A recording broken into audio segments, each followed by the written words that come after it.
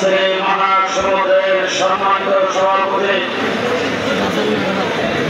মঞ্চের বরিষ্ঠ হেফাজতে ইসলাম বাংলাদেশের সংগ্রামী মহাসচিব,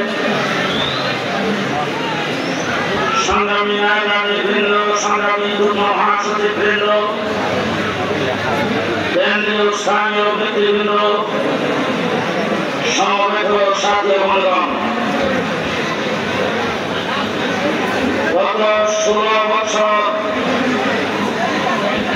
বাংলাদেশে এমন কোন সেক্টর নাই শেখ হাসিনা যেখানে নির্যাতন করে না।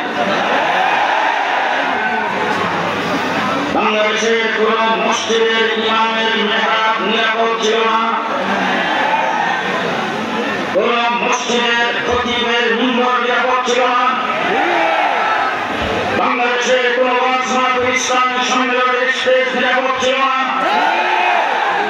বাংলাদেশের প্রত্যেকটা সেক্টরে নির্যাতনের স্টিম রোলার কায়েম করেছিলেন শেখ হাসিনা সরকার।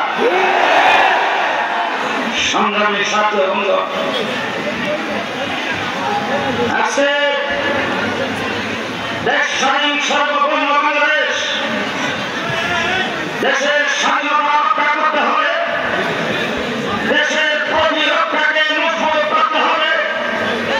শেখ হাসিনা ভারতের ক্রোধ রাজ্য পরিণত করার জন্য, দেশের প্রতি রক্ষাকে ধ্বংস করার জন্য 2009 সালে স্বাধীনতা বাহিনী অফিসারকে আপনি হত্যা করেছেন। সংগ্রামী সাথী বন্ধু,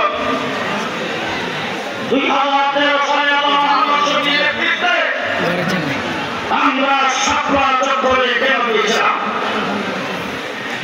এই দেশে কোন সরকারকে ক্ষমতায় বসাইবার জন্য আমরা যাই নাই, দলকে ক্ষমতার থেকে নামাইবার জন্য যাই নাই। আমরা সাপলা চত্বরে গিয়েছিলাম আল্লাহর নবীর ইজ্জত রক্ষার জন্য। আবু জাহেল রাসূলকে মাজনুন বলেছেন, চরিত্রহীন বলে নাই। আবু জাহেল রাসূলকে পাগল বলেছেন, কিন্তু মৃত্যু বলতে নাই। বাংলাদেশের বাংলা ভাষা ব্যবহার করে বাংলাদেশের বড়রা আল্লাহর নবীকে চরিত্রহীন বলেছেন, পাগল বলেছেন, মৃত্যু বলেছেন। আমরা ভারত বিজয়ের কান্তে শাপলা চত্বরে সেখানে গিয়েছিলাম।